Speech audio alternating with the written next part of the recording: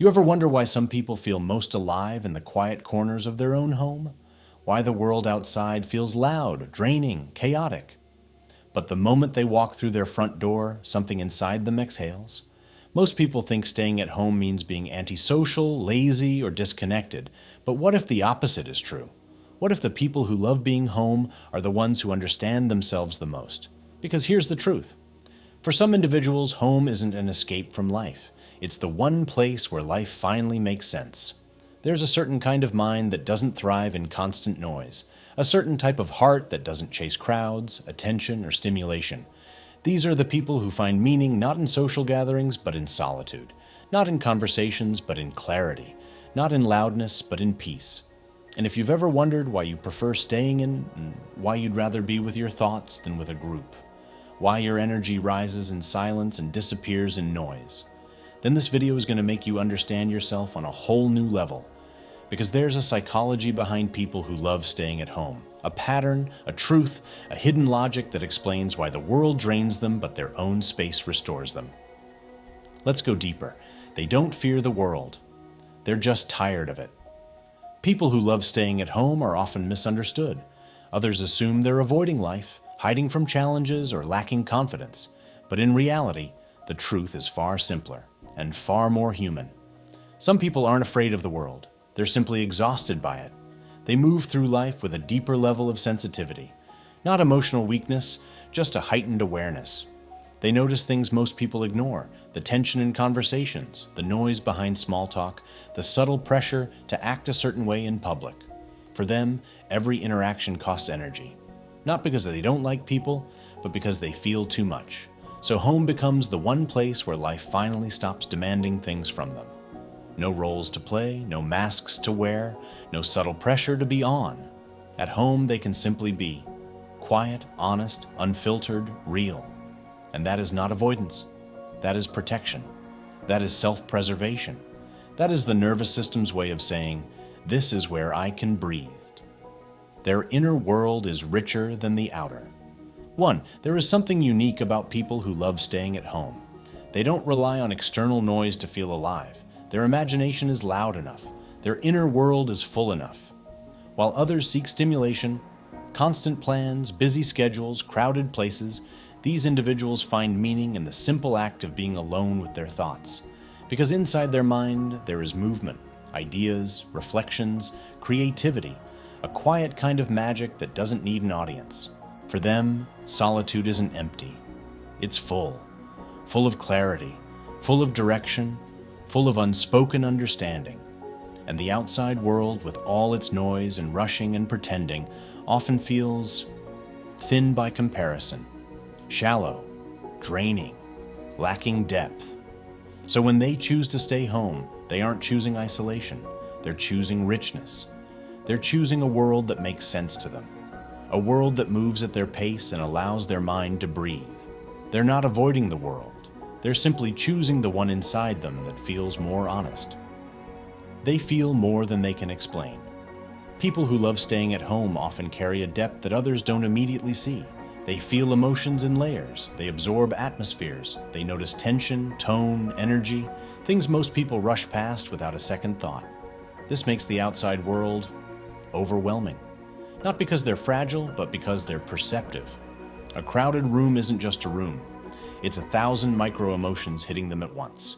A casual conversation isn't casual. It's a whole network of intentions, moods, and unspoken signals. A simple social interaction isn't simple. It's a performance they're expected to participate in, even when they don't feel aligned with it. So home becomes the sanctuary where their sensitivity is finally allowed to exist without explanation, where they don't have to decode anyone's tone, where they don't have to guess what someone really meant, where they don't have to carry emotional weight that isn't theirs. At home, they can finally feel their own feelings without absorbing everyone else's. And that is not weakness. That is wisdom. That is knowing your limits. That is choosing mental peace over emotional chaos. They're more self-aware than they appear. People who love staying at home often know themselves better than anyone realizes. It's not that they dislike socializing. It's that they understand what drains them and what nourishes them. They've noticed the patterns others overlook, how certain environments tighten their chest, how certain conversations leave them empty, how pretending to be socially available slowly chips away at their energy. Most people float through life reacting. But homebodies? They reflect. They ask themselves questions. What actually makes me happy? Why do I feel tired after being around certain people? Why does silence feel safer than small talk? This self-awareness becomes a form of emotional intelligence. They know when they need rest. They know when they're overwhelmed. They know when their mind is asking for space, and instead of fighting it or ignoring it, they listen. Choosing to stay home isn't laziness. It's alignment. It's respecting their own boundaries before the world crosses them. It's choosing to protect their mental space instead of constantly sacrificing it. And ironically, the people who understand themselves the most are often the ones society misunderstands the fastest. They don't need constant stimulation to feel alive. Some people need non-stop movement to feel engaged. Plans every weekend, noise in the background, people around them all the time. But homebodies are built differently. They don't need loud experiences to feel something. They don't need parties, trips, or constant excitement. Their mind provides enough stimulation on its own. A quiet evening at home can give them more joy than an entire night out. A book, a film, a deep thought can take them further than any crowded place ever could. They don't chase adrenaline, they crave presence. They don't need chaos, they need clarity.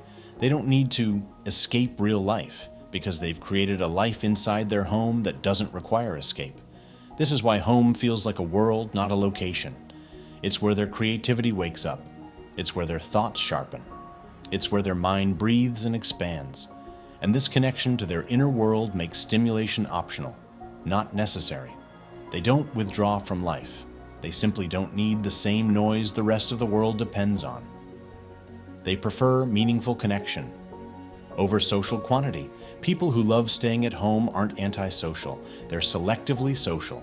They don't want 40 acquaintances. They want one person they can be real with. They don't crave constant interaction. They crave resonance. Conversations that have weight, truth, substance. Small talk drains them. Deep talk refuels them. Crowds overwhelm them. One honest presence restores them. They're not impressed by popularity, social circles, or the need to be everywhere, because they've learned something simple. Most social interactions are empty. Most gatherings are performances. Most conversations are rehearsed. Most people talk, but very few connect. Homebodies don't hate people. They just can't pretend anymore.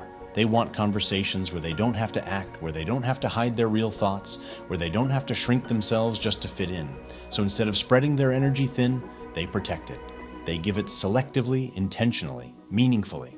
And when they do find that one person who understands them, that one friend, partner, or soul they can be unfiltered with, they give more love, more loyalty, more depth than most people ever experience. They recharge by returning to themselves. For people who love staying at home, solitude isn't a retreat, it's a reset. While others recharge by going out, being around friends, or seeking new experiences, these individuals recharge by coming back to themselves. Silence gives them strength. Stillness gives them clarity. Solitude gives them their energy back. It's not that they dislike the world. It's that the world drains them faster than most people realize. Their mind is always processing, always analyzing, always absorbing details, emotions, and unspoken signals. So the outside world becomes like a loud volume they can't turn down. And home is the only place where everything softens, where their thoughts slow down, where their breathing becomes calm, where they can hear their own inner voice again. They don't stay home to hide. They stay home to return to their balance, their center, their emotional baseline. This is how they maintain their sanity. This is how they stay grounded. This is how they protect the part of themselves the world often overlooks. They value peace more than approval. Most people shape their lives around what others expect from them. They say yes when they want to say no. They show up even when they're exhausted. They socialize out of obligation, not desire. But people who love staying at home learn something powerful early on. Peace is worth more than approval. They would rather disappoint someone else than betray themselves. They've experienced what happens when they ignore their limits, the burnout, the emotional fatigue, the quiet resentment that grows when you keep giving more than you have. So now they protect their peace like it's sacred, because it is.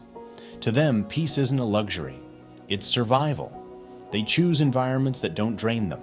They choose conversations that don't feel forced. They choose relationships where they don't have to perform. And most importantly, they choose themselves.